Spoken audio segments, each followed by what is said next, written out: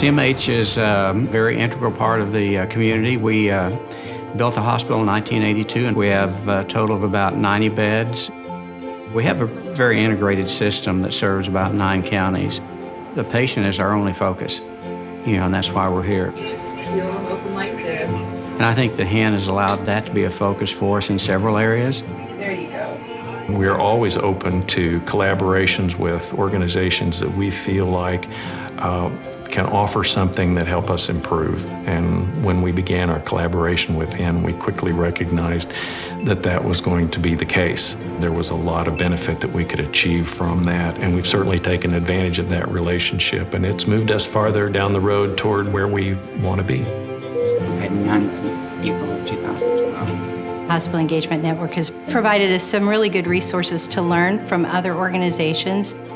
One of the best practices that we learned from the HEN was the post-fall huddle. The patient in 114 fell earlier. We need to make sure that doesn't happen again. What it does is brings the staff together who are involved with that patient. Is she okay? To look at the patient and the surroundings and the environment to determine how did the fall occur and what can we do so that this patient doesn't fall again. Go by the red, just check to make sure she doesn't need anything extra. I think probably the most important thing to me as a board member is knowing where we are with regard to benchmarks across the industry.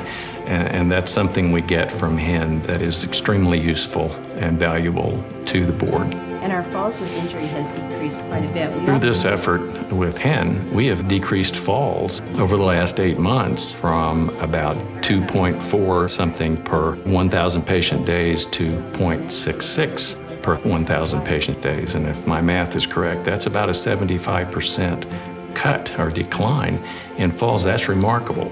And that's a very short period of time to have that happen.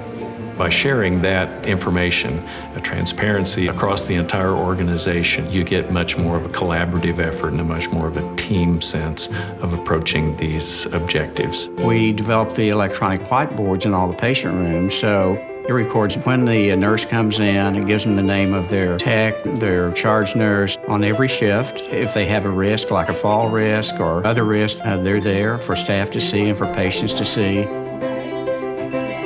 We've made really good progress with early elective deliveries. In fact, we are now at the 0 rate and have sustained that for about 8 months. We don't like to do any inductions prior to 39 weeks. It was a collaboration with our OB director and the physicians coming together and how they were going to address that. And they've made it to where you can't even schedule a patient to come in until they're 39 weeks, unless it's an emergency situation. You just have to keep pushing forward. You can't give up. Even though there may be pushback, you just keep doing the things that we do to keep our patients safe. The HEN program has been very beneficial as we've ventured into these areas that we had some concerns about. We've seen vast improvement. We measure that. We know the success rate, and we'll always continue to monitor that. Anytime and any place that we can improve, that's our goal. Thank you. You're welcome. Thanks for tuning in to H&HN Daily's special coverage of the Health Research and Educational Trust's Hospital Engagement Network.